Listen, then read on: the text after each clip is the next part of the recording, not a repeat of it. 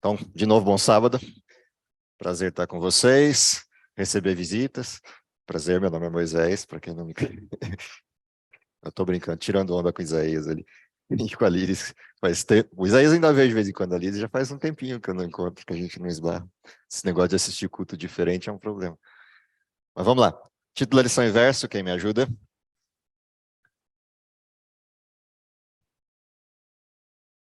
Pode ser um de cada vez, não tem problema. História de Cristo sobre a morte.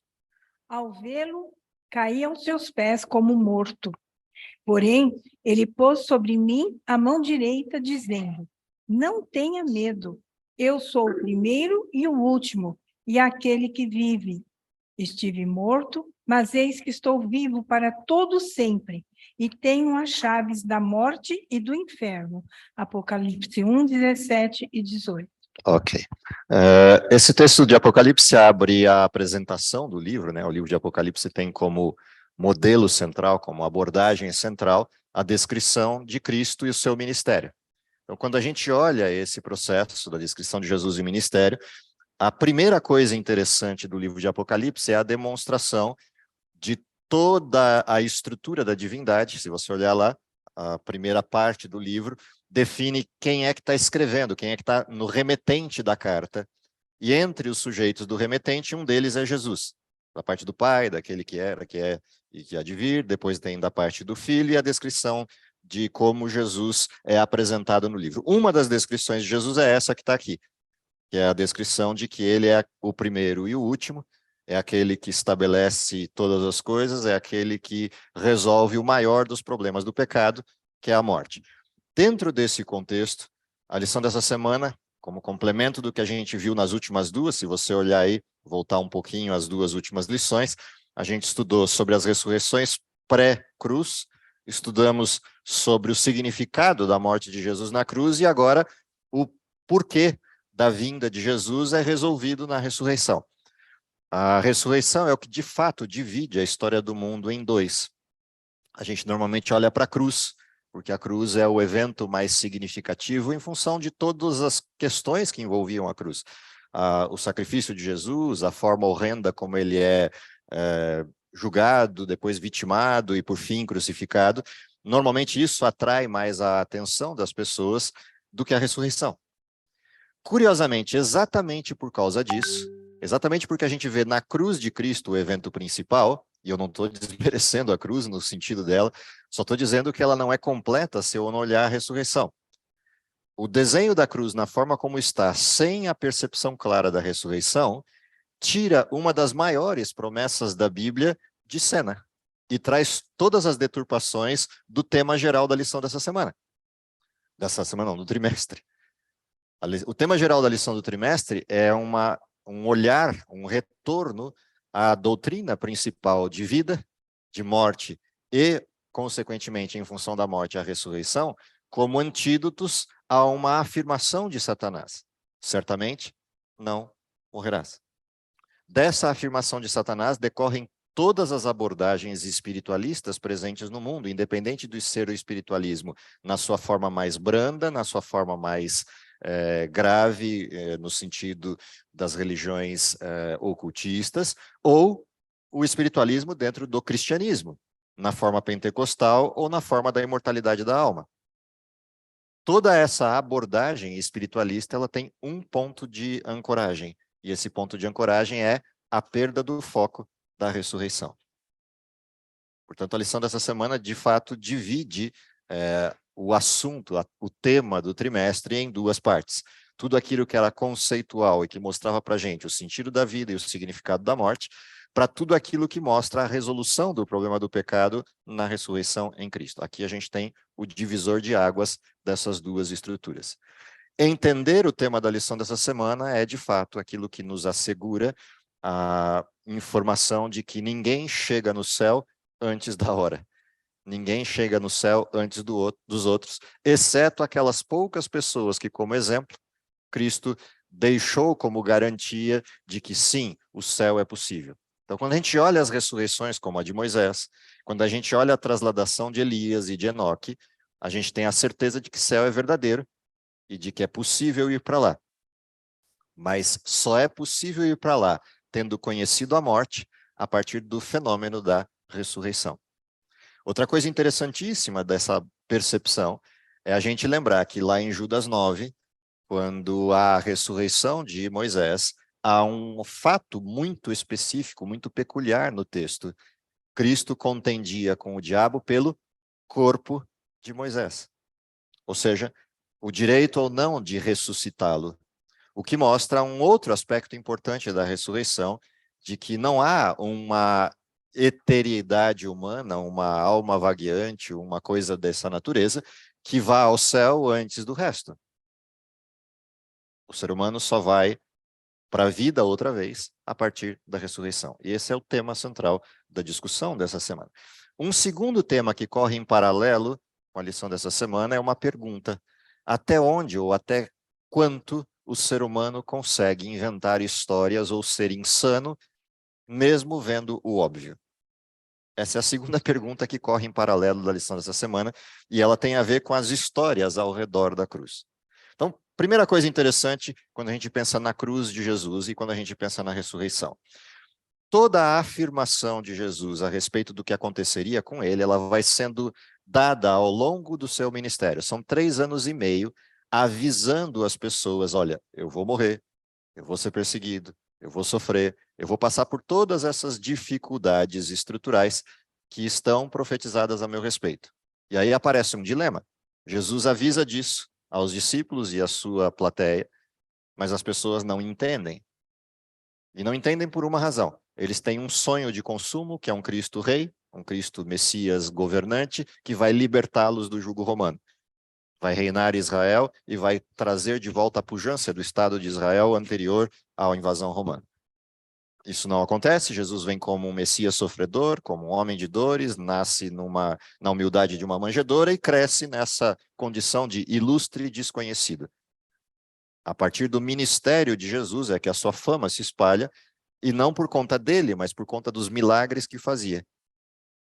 Razão suficiente para qualquer um que vivia naquela época ter a certeza de que Jesus era o Messias. Afinal de contas, se você olhar as descrições que a gente já viu nas lições anteriores, tinham cidades inteiras que já não tinham mais nenhum doente, porque todas as doenças daquela cidade haviam sido curadas por Jesus. Isso não é uma coisa pequena. Além disso, a gente tem que lembrar que por 2 grandes eventos, Jesus faz um milagre de grandes proporções.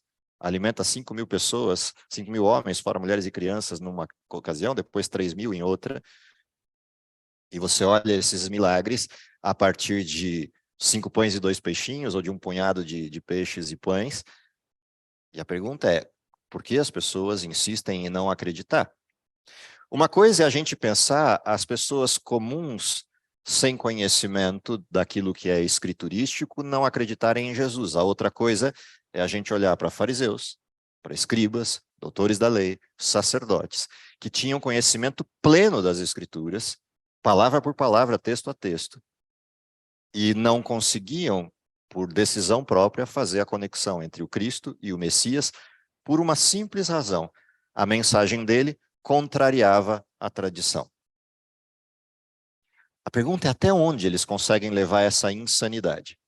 A gente viu na lição passada o limite extremo dessa insanidade quando esses mesmos líderes levam Cristo à cruz. A gente vê como eles eram capazes de insuflar o povo, pessoas que foram curadas por Jesus estavam gritando naquela turba: crucifica-o. Portanto, a volatilidade da crença, quando você não tem raiz nela, ela é bastante significativa quando a gente olha para a cruz. O interessante é que, apesar disso, esses sujeitos que levaram Cristo à cruz guardaram as mensagens de Jesus em sua mente. E a lição dessa semana abre exatamente com esse tema. Lembrando que Jesus havia profetizado que depois da cruz viria a ressurreição e de que ele ressuscitaria ao 3º dia, o que eles fazem? No sábado, percebe? São judeus, escribas, sacerdotes, doutores da lei. No sábado, eles vão a um lugar romano, ou seja, vão a Pilatos, para fazer uma solicitação, a de que Pilatos cele e guarde a tumba. Ou seja, a insanidade deles vai ao ponto de eles desrespeitarem o sábado, algo que na tradição seria impensável. Eles vão a Pilatos, portanto tornam-se imundos porque entraram no pátio, já não podem voltar ao templo. Eles ignoram tudo aquilo que eles mesmos construíram na tradição, pela preocupação de que alguma coisa pudesse acontecer e confirmar as histórias do Cristo, de que ele ressuscitaria ao terceiro dia. E Pilatos, sem entender muito bem o que está acontecendo, mas pela política de governo na região, libera uma milícia de soldados e libera para que selem a tumba. Como se isso fosse suficiente para a resistência, para o processo de resistência da estrutura que regia o desenho. Algum problema nosso aí? Ah, não, ok. Estou só perguntando, vai que o pessoal parou de escutar lá e eu estou falando aqui no vazio para eles. Mas vamos lá. Dentro dessa perspectiva, de a gente olhar a insanidade desse grupo e a imaginação que eles têm de que um selo e uma milícia de soldados fossem suficientes para resistir à ressurreição do Filho de Deus, é uma coisa, no mínimo, risível. O que a gente tem na cena seguinte, que é a manifestação da ressurreição, quando a gente lê com calma esse texto, seja na Bíblia ou no Desejar de Todas as Nações, o evento ressurreição é um evento incomparável. Assim como o evento cruz é um evento incomparável.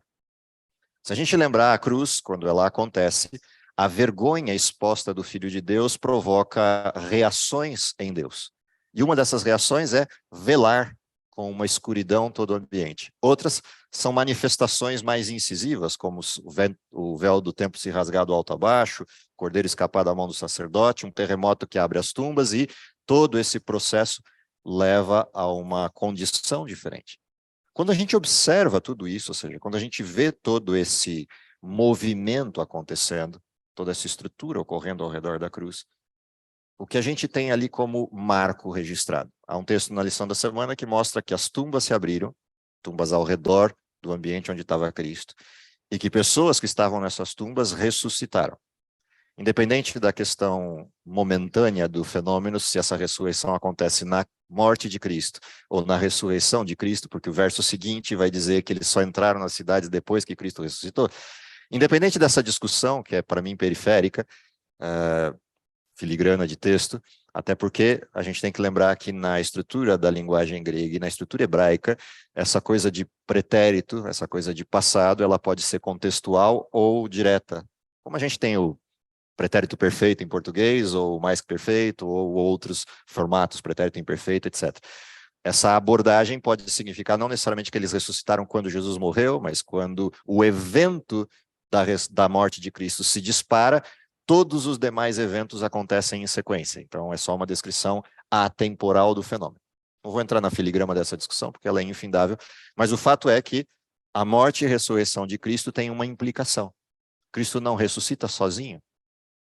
Um monte de gente ressuscita junto.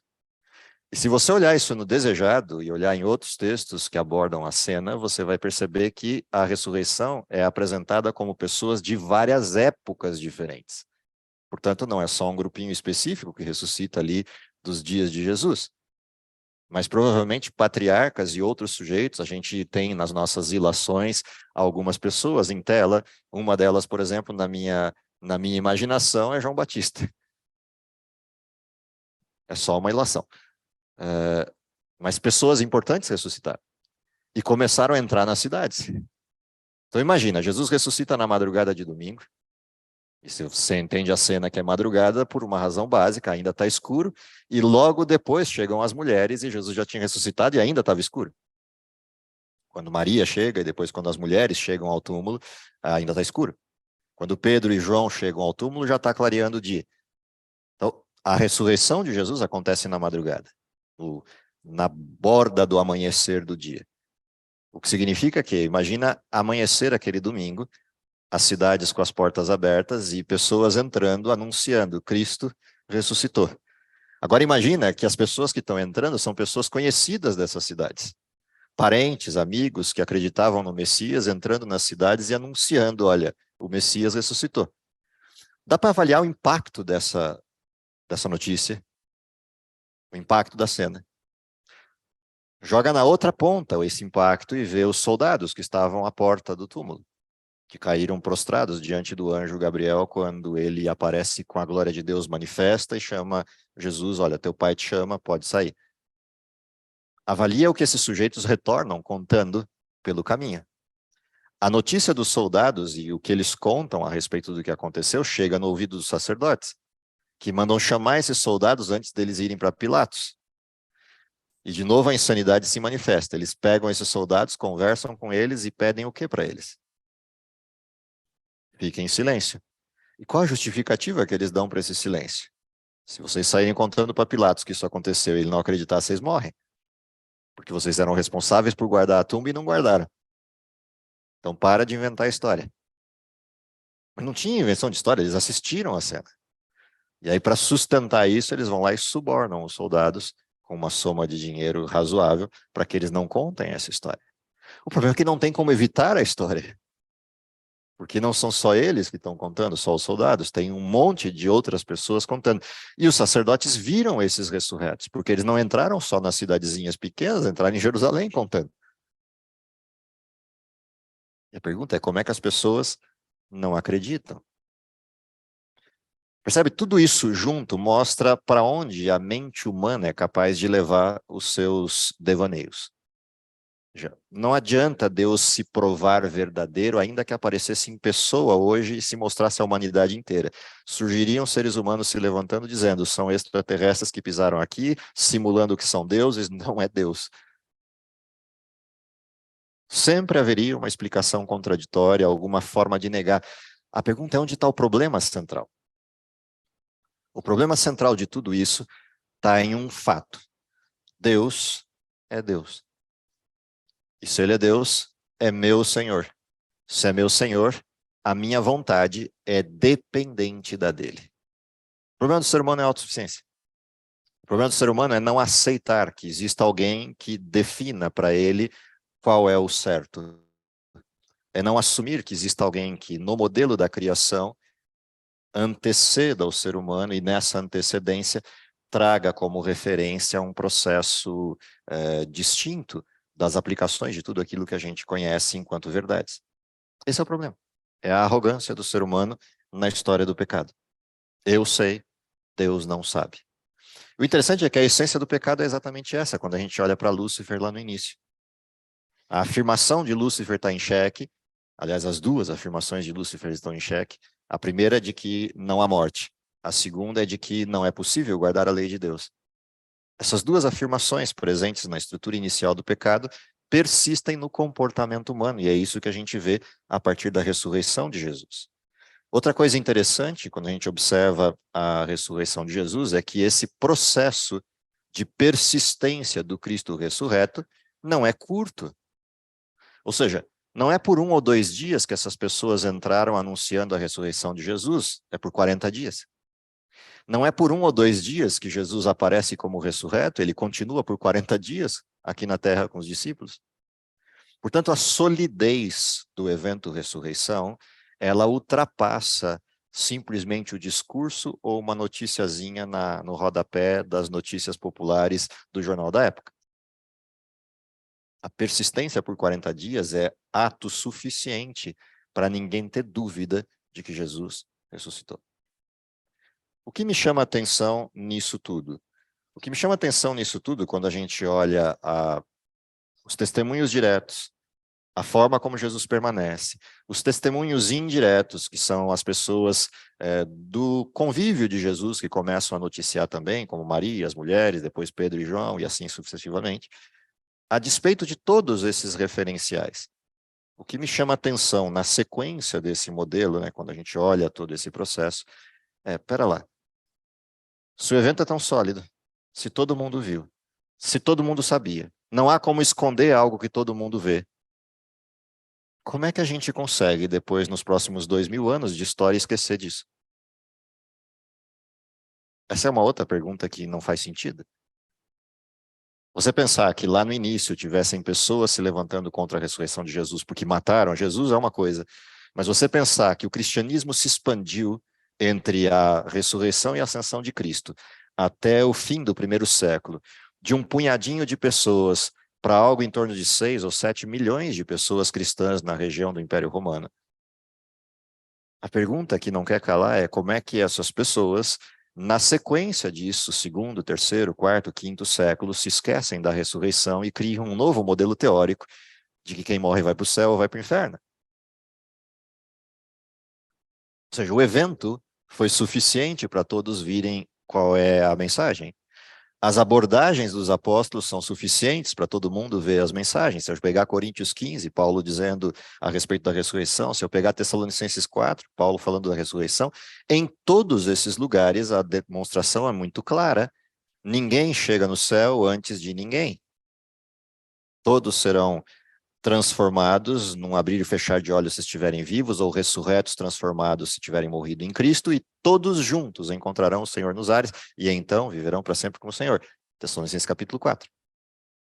Se eu olho Coríntios capítulo 15, a descrição da ressurreição é precisa. Esse corpo, ora carnal, na ressurreição será revestido de incorruptibilidade e deixará de ser corpo carnal para ser corpo espiritual. Portanto, há uma ressurreição, e há uma estrutura corpórea no fenômeno, e só a partir disso viverão eternamente com o Senhor. Coríntios capítulo 15. A pergunta é como é que o cristianismo consegue se distanciar da ressurreição e criar todo um modelo teórico novo, distinto de toda a estrutura. Você levantou a mão? Nelson, olha.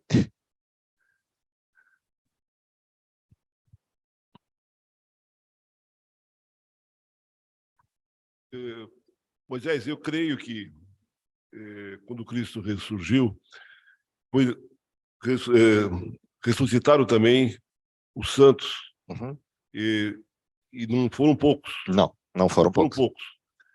E eu vejo assim, para aquele povo, passaram durante 40 dias ali naquele, porque também não era uma distância geográfica muito grande, não, foi lá na Ásia, foi lá no... Cobriu da Galiléia a Judéia. Era dentro de uma área em que todos se falavam. Uhum.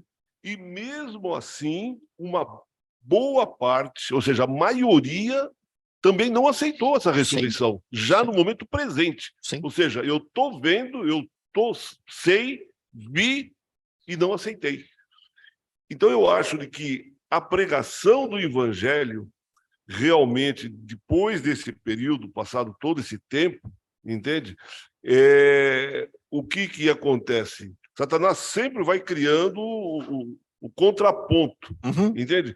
Então já começou a história da reencarnação, porque vai passando um tempo, os que viram já não estão mais aqui para afirmar categoricamente, sim, então já é uma doutrina. Uhum. Essa doutrina que os cristãos estão pregando, e o inimigo já criou a contrafação, sim, entende? Sim. Já criou a contrafação.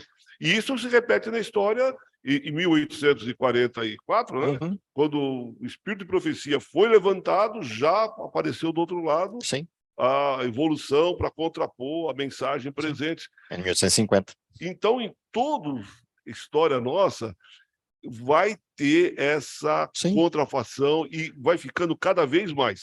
Agora, o que eu pergunto é o seguinte, é de que dentro daqueles que creram, uhum, que uma vez creram, passaram a descrer e pregar contra. Sim, por isso que eu falando, a parte insana para mim não é o sujeito que de primeira mão não acredita porque não acredita na história. A parte insana para mim é o sujeito que, acreditando na história, esquece dela e inventa uma nova doutrina. Isso é o que me chama a atenção. Ou seja, se eu pensar, o cristianismo inicial, lá, os 40 dias da ressurreição de Jesus, tem um impacto positivo e negativo em paralelo. Porque ainda tem gente discutindo, tem os sacerdotes insuflando a população para contar mentiras, tem todo um processo ali de dizer que aquilo é uma invenção. Mas com o passar do tempo, os discípulos começando o seu ministério, os milagres repetidos nos discípulos levaram as pessoas a não ter mais dúvida. Por isso o cristianismo se expande de uma maneira muito forte, o Espírito Santo derramado, a atuação direta do Pentecostes e os milagres executados nos apóstolos maiores do que os milagres de Cristo. Lembra? Jesus nunca passou por nenhum lugar e a sombra dele ia curando as pessoas simplesmente por encostar na sombra.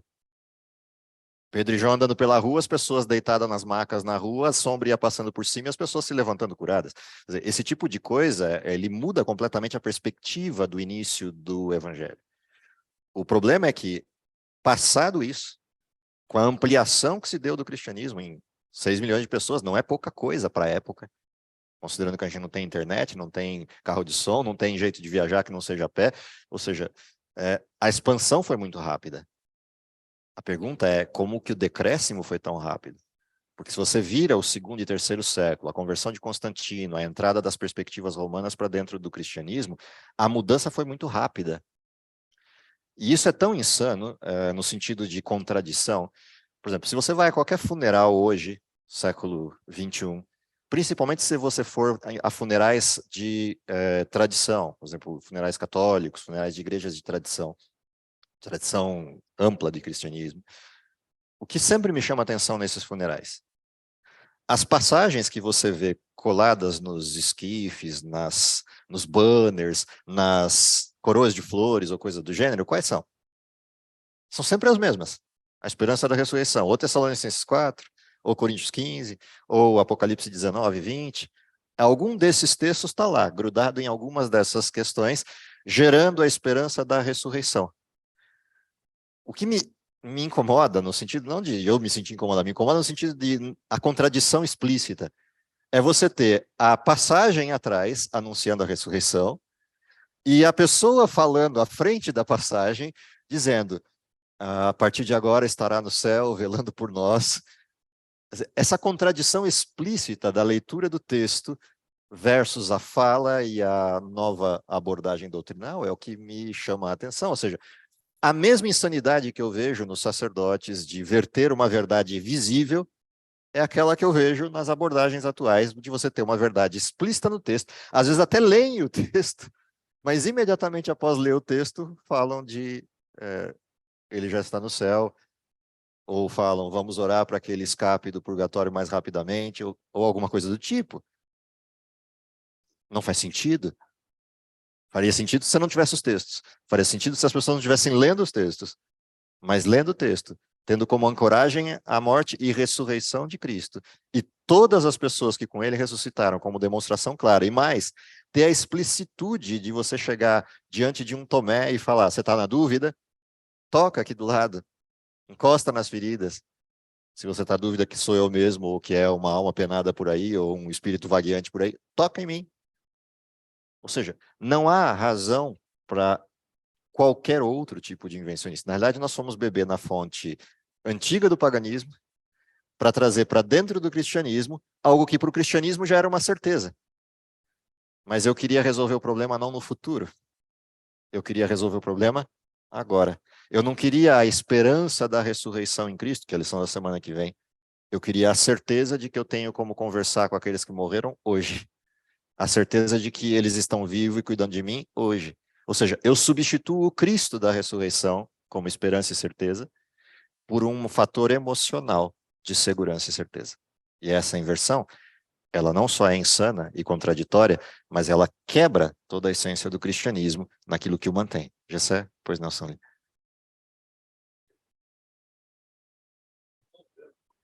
Uhum. Ele era batista? Uhum. Minha tia, adventista. Sim. Estava no funeral do irmão e o pastor começou a pregar. Então, o irmão Flávio já está no céu. Minha tia, seu mentiroso. Não ajudou muito, mas... Não ajudou muito, mas de qualquer forma é verdade. Sob o ponto de vista direto, é. Mas essa contradição é um problema. E ela tem a ver com essa questão de você querer a resolução do problema já. Nelson, acho que queria falar. Tranquilo, vai, manda bala.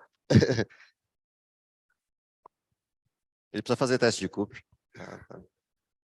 Atividade física. Isso é uma crença que a gente olha assim, sentado numa posição confortável, a gente fala, como isso acontece? Mas a gente tem experiências assim tão pesadas dentro daqueles que professam a fé, que vivem a fé, e começaram a dar ouvidos assim, olha, as tuas filhas têm uma mensagem para você.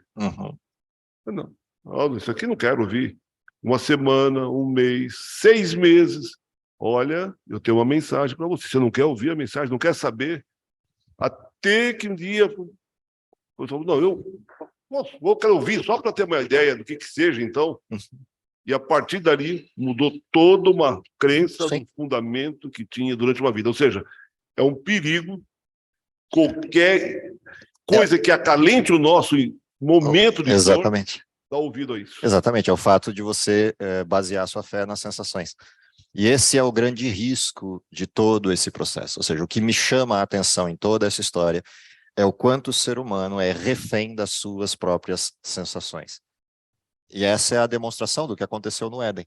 Aquela inversão do Éden, a razão que subjugava as emoções e paixões humanas se inverte, e o ser humano agora é subserviente às paixões e pulsões humanas, a razão vem em segundo plano.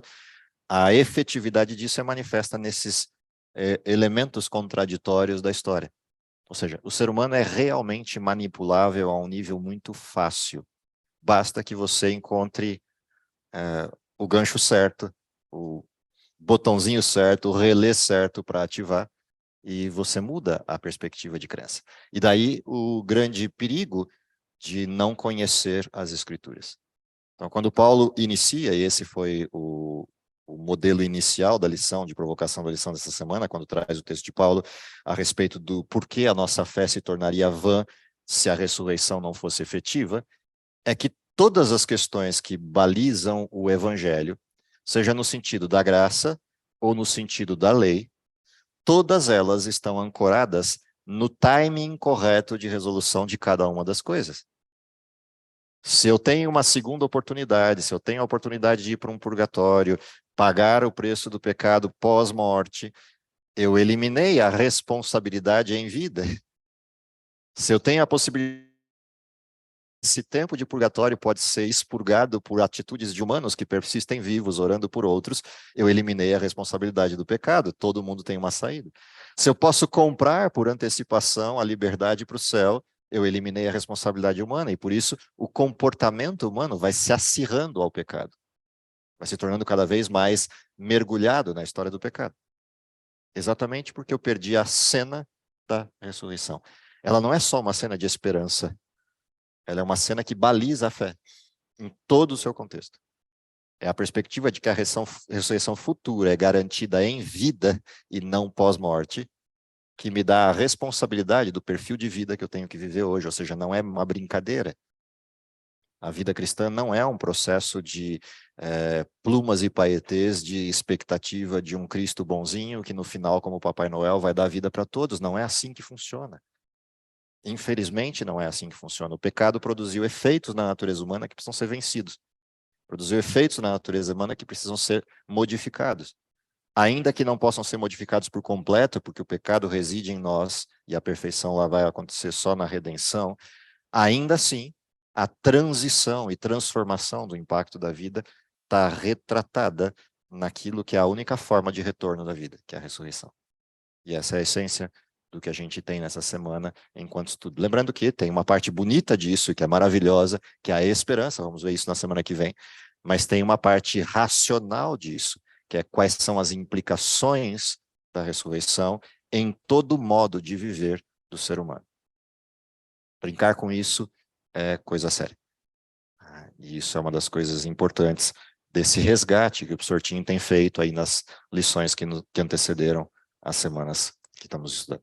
Que Deus abençoe, que isso seja claro para a gente no sentido de aplicação, claro no sentido de prática, mas principalmente claro no sentido de missão, nossa responsabilidade diante desse contexto. Gessé?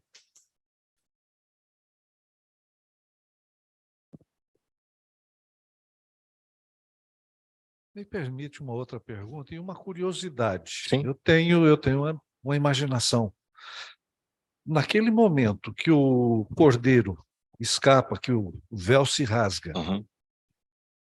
o templo havia sido destruído por Nabucodonosor. Sim. A Arca da Aliança Não era estava lá. que Tinha uma pedra no lugar da Arca da Aliança. Quando o véu se rasga, aquela pedra é exposta e se vê toda a estrutura do templo. Ah, tá. Então confirma aquilo que eu... Sim. Ali você tem uma rocha que foi esculpida, colocada no lugar da arca. A arca não existia mais. Ok, obrigado. Ok? Vamos orar?